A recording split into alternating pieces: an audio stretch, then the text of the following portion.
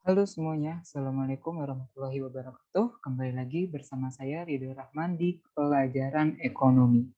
Oke, untuk hari ini kita akan mempelajari materi yang baru ya, di bab yang ketiga mengenai peran pelaku ekonomi dalam kegiatan ekonomi.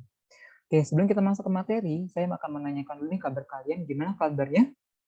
Oke, semoga kalian selalu dalam keadaan yang sehat dan semangat ya untuk belajar dari rumah.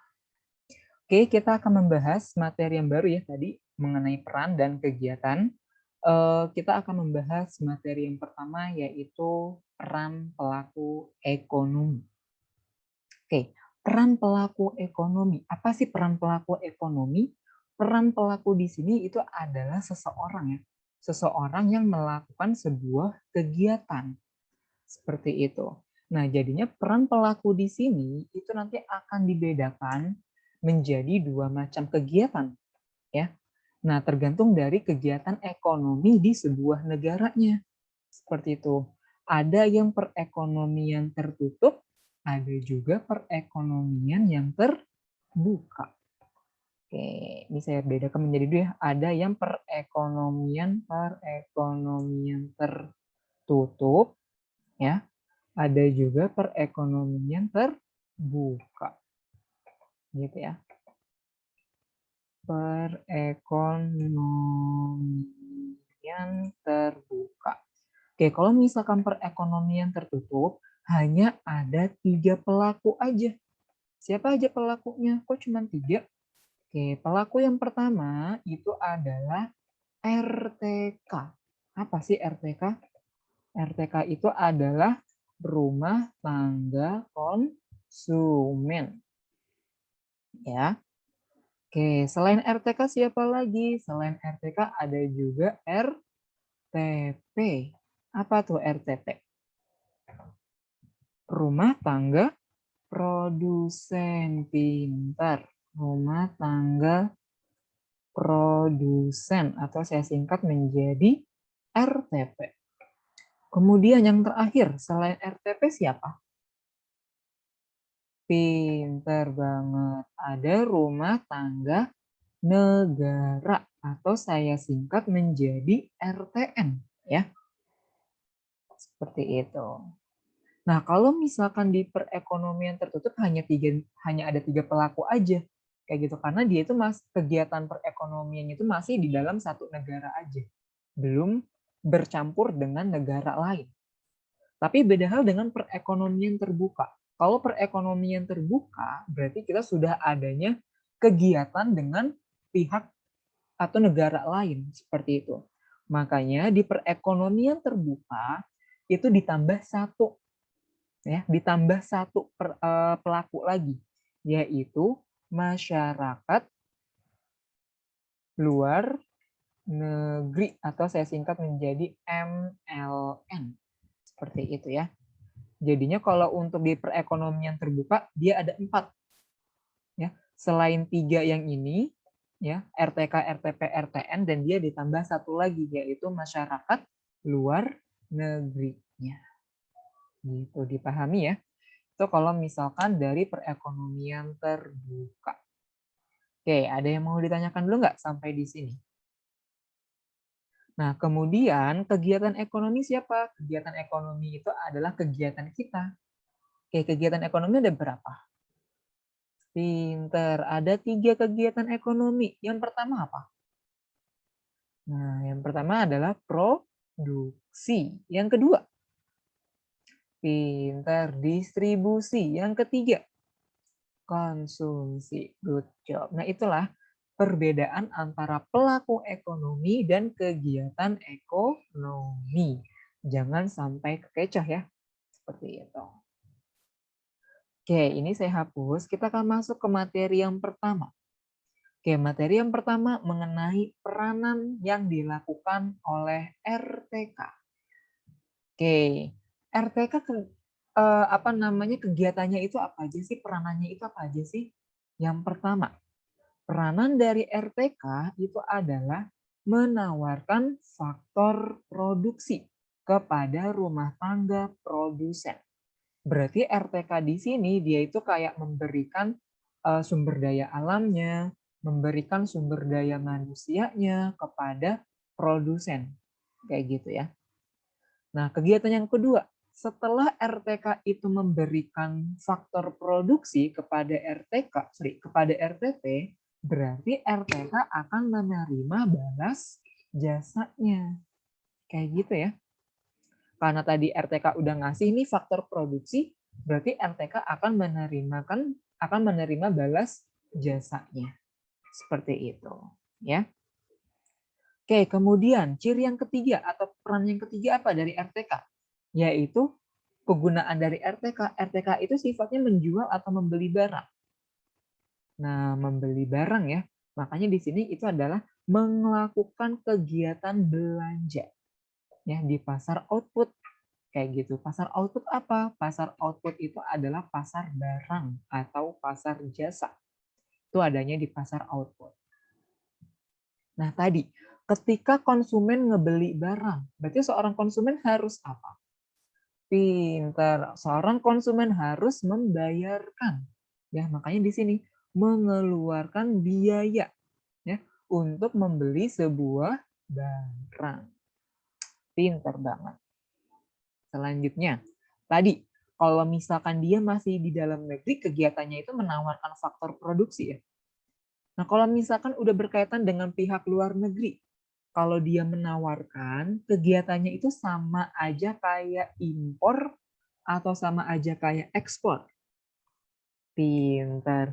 Jawabannya adalah sama dengan ekspor. Makanya di sini kegiatan yang kelima adalah melakukan kegiatan ekspor faktor produksi ke luar negeri. Berarti seorang konsumen bisa memberikan tenaga kerja ke luar negeri. Seorang konsumen bisa memberikan modal ke luar negeri ataupun yang lainnya. Seperti itu ya. Nah, kemudian karena seorang produsen itu sudah memberikan atau mengekspor faktor produksi kepada masyarakat luar negeri, berarti berarti seorang konsumen akan menerima balas jasanya. Gitu ya. Seorang konsumen akan menerima balas jasanya dari masyarakat luar negeri. Oke, kemudian tadi kalau di perekonomian tertutup, rumah tangga konsumen sifatnya ngebeli atau ngejual barang.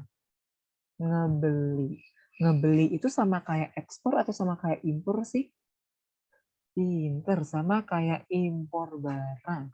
Berarti kegiatan yang keenam dari RTK itu adalah melakukan kegiatan impor barang dari luar negeri. Nah, tadi kalau kalau misalkan RTK-nya itu melakukan impor, berarti RTK itu harus ngapain? Nah, harus membayar, gitu ya. Harus membayar biaya impor. Good job. Nah, selanjutnya adalah rumah tangga konsumen akan menerima fasilitas umum yang diberikan oleh pemerintah. Dan yang terakhir, rumah tangga konsumen akan membayar pajak seperti itu, ya.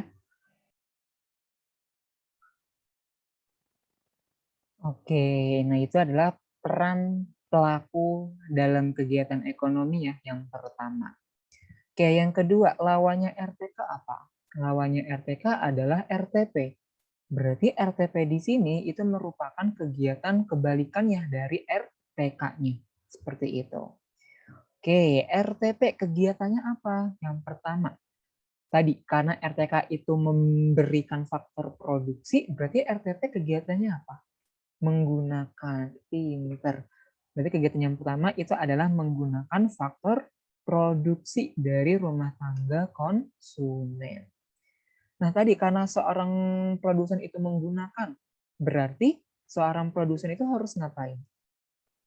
Nah, harus memberikan balas jasanya ya kepada konsumen gitu atas penggunaan faktor produksinya. Seperti itu. Oke, yang ketiga. Tadi, kalau produsen itu sifatnya ngejual barang atau ngebeli barang sih? ngejual. Makanya kegiatan yang ketiga itu adalah melakukan kegiatan penjualan ya di pasar output. Nah, kalau misalkan seorang produsen ngejual, kegiatan selanjutnya apa? Pintar, yaitu dia akan mendapatkan penghasilannya ya atas penjualan barang. Oke, itu kalau misalkan di perekonomian tertutup. Kalau perekonomian terbuka tadi, kalau dia menggunakan, berarti sama kayak ekspor atau sama kayak impor? Pinter. Sama kayak impor ya. Berarti seorang produsen atau RTP itu akan melakukan impor. Apa yang diimpor? Yang diimpor adalah faktor produksinya. Gitu ya, dari luar negeri. Nah, karena tadi seorang produsen itu menjual barang, menjual di sini kan sama seperti ekspor ya.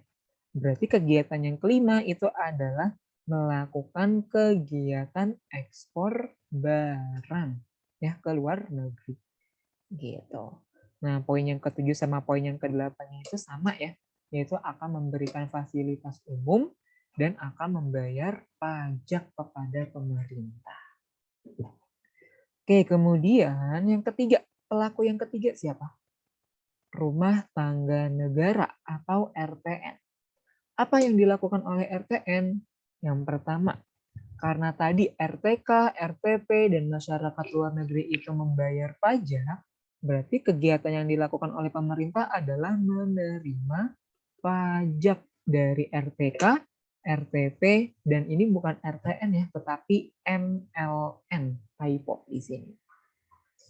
Nah, kemudian karena pemerintah itu udah menerima pajak, udah ada pendapatan, berarti pemerintah itu harus memberikan balas jasanya ya, berupa pemberian fasilitas umum kepada RTK, RTK, RTP, dan MLN.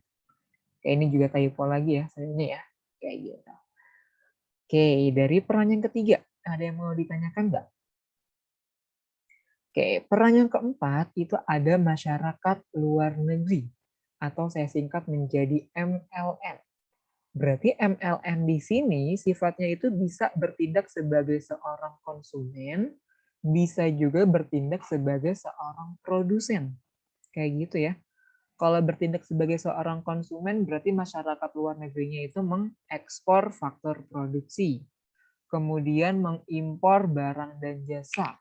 Itu kalau misalkan bertindak sebagai seorang konsumen. Tapi kalau bertindak sebagai seorang produsen, berarti dia itu bisa melakukan ekspor barang, ya, dan bisa juga melakukan impor faktor produksi, kayak gitu. Kegiatannya hampir sama aja kok kayak RTK dan RTP sebelumnya. Tetapi posisikan kalau MLN itu sebagai orang luar negerinya ya, bukan sebagai orang yang ada di dalam negerinya. Seperti itu. Oke, nah kemudian kita hari ini akan membahas mengenai materi yang kedua, yaitu mengenai circular flow diagram. Nah, yang ini ya, circular flow diagram. Nah, yang perlu kalian ingat dari circular flow diagram di sini itu adalah letak dari pasarnya. Diingat loh, ada dua macam pasar. Yang pertama adalah pasar input, ya. Pasar input itu pasar apa sih? Pasar input itu adalah pasar yang menjual belikan faktor produksi. Oke, faktor produksinya apa aja? Bisa SDA yang dijual, bisa SDM yang dijual, ya, bisa modal yang dijual, ataupun kewirausahaan yang dijual. Seperti itu. Itu kalau misalkan di pasar input. Oke, yang kedua ada juga pasar output. Pasar output itu apa? Pasar output itu adalah pasar yang menjual apa tadi? Barang dan jasa. Seperti itu ya. Nah, kemudian dari pasar input dan pasar output di sini yang perlu kalian perhatikan itu adalah peranannya. Coba kita lihat di pasar input. Jangan pasar input deh, pasar output dulu yang gampang. Pasar output itu tadi berkaitan dengan apa? Barang dan jasa ya. Barang dan jasa. Coba nih, kita lihat ke RTK. RTK itu sifatnya ngebeli atau ngejual barang sih? Ngebeli. Berarti RTK kegiatannya apa di pasar auto? Pinter, sebagai pembeli. Berarti RTP-nya sebagai apa? Pinter, sebagai penjual. Ini kalau di pasar output loh ya, berkaitan dengan barang dan jasa. Kemudian kebalikannya, kalau di pasar input, tadi pasar input berkaitan dengan FP ya, faktor produksi. Coba, kalau di pasar input RTK itu sebagai penjual atau sebagai pembeli? Tadi RTK itu menawarkan faktor produksi atau menggunakan faktor produksi. Memberikan, pinter. Kalau memberikan itu ngejual atau ngebeli? Ngejual. Berarti kalau RTP, pinter, membeli. Nah, inilah yang harus kalian ingat-ingat ya dalam mengerjakan soal circular flow diagramnya di sini ya, arus kegiatan ekonomi. Coba nih, kita masuk ke perekonomian dua sektor terlebih dahulu. Dua sektor isinya apa aja? Isinya cuma RTK sama RTP aja. Coba nih, kita lihat aliran nomor satu. Aliran nomor satu warna apa? Warna hitam, pinter. Pergerakannya dari mana ke mana? Nomor satu. Oke, pergerakannya dari RTK ke RTP, iya enggak? Oke, pergerakannya itu melalui pasar apa? Input atau output? Pasar input, pintar. Coba nih, kita lihat lagi ke yang ini. Kalau misalkan pasar input, tadi RTK itu ngejual atau ngebeli? Ngejual. Makanya kegiatan yang ada di nomor satu di sini itu adalah RTK menjual faktor produksi. Ya, RTK ngejual faktor produksi ke RTP. Bisa juga kalian melihat dari RTP-nya. RTP-nya itu ngejual atau ngebeli? Ngebeli. Berarti RTP-nya itu membeli faktor produksi. Gitu ya, bebas. Kalian boleh ngelihatnya dari sisi RTK-nya boleh, ngelihat dari sisi RTP-nya pun juga boleh, terserah kalian. Gitu ya. Oke, kemudian kita lihat aliran nomor 2. Aliran nomor 2 warna apa? Warna kuning. Oke, warna kuning. Coba. Ada aliran dari RTP ke RTK melalui pasar input. Tadi kalau misalkan RTP-nya itu menggunakan, berarti RTP-nya itu harus ngapain? Nah, harus memberikan balas jasanya, gitu ya, kepada RTK. Good job. Oke, kemudian kita lihat aliran nomor 3. Aliran nomor 3 warna apa? Oke, warna navy ya, warna biru dongker ya. Oke, pergerakannya dari mana ke mana? Pinter, dari RTP ke RTK. Dia melalui pasar apa? Output atau input? Nomor 3. Pasar output. Oke, kita lihat lagi pasar output. Pasar output RTP itu sebagai penjual atau sebagai pembeli? Oh, sebagai penjual. Berarti aliran nomor 3 RTP-nya ngapain? Pintar, ngejual barang. Kemana? Ngejual barangnya ke RTK. Gitu ya. Bisa juga kita ngeliat dari sisi RTK. RTK-nya ngapain nih di aliran nomor 3? Pintar, RTK-nya itu melakukan pembelian barang ya dari RTP. Good job. Kemudian aliran nomor 4 yang warna merah. Tadi kalau RTP udah ngejual, berarti balas jasa yang diterimanya apa? Berupa pendapatan ya? Kayak gitu. Berarti aliran nomor 4 ini adalah aliran balas jasanya. Berarti RTP menerima pendapatan atau enggak RTK-nya itu melakukan pembayaran. Seperti itu ya. Nah, itulah yang di nomor 4-nya. Oke, sampai perekonomian dua sektor, ada yang mau ditanyakan nggak? Paham semua ya? Kalau misalkan ada yang kurang paham dari penjelasan saya, boleh banget loh. Kalian nanya ke saya ya. Kayak gitu. Oke, selanjutnya setelah perekonomian dua sektor, perekonomian berapa sektor? Tiga sektor. Oke, tiga sektor ini masih perekonomian tertutup ya. Kayak gitu.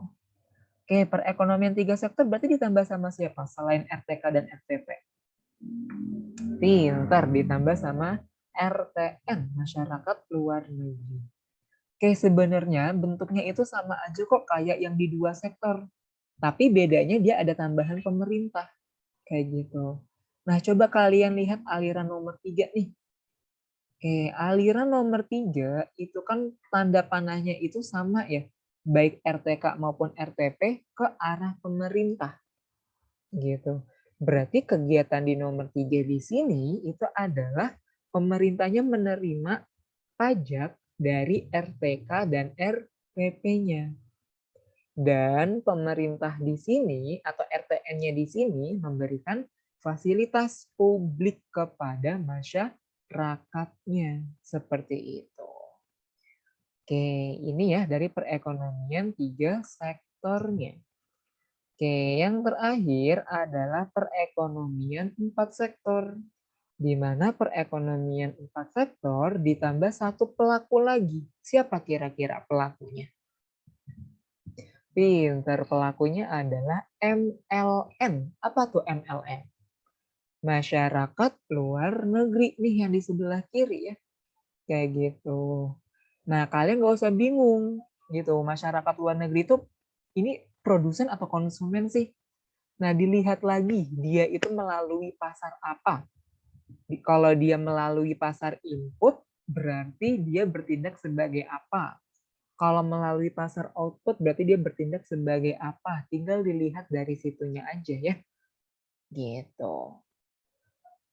Oke, nah nanti setelah materi ini selesai, kalian akan mengerjakan soal sebanyak 10 soal. Ya, bicara mengenai tadi nih, circular flow diagram, kalau nggak salah ada 3 nomor atau 4 nomor gitu, mengenai circular flow diagram di sini. Ya, dan sisanya sebanyak 6 atau 7 soal bicara mengenai peran pelaku kegiatan ekonominya. Kayak gitu ya. Oke, jangan lupa dikerjakan soalnya sebanyak 10 soal. Kalau misalkan ada yang bingung, silahkan ditanyakan ke saya. Oke? Nah, sampai di sini saya akhiri pertemuan kita di hari ini. Mohon maaf apabila banyak kekurangan dalam pertemuan kita di hari ini. Saya akhiri wabillahi taufiq wal hidayah. Wassalamualaikum warahmatullahi wabarakatuh. Terima kasih semua.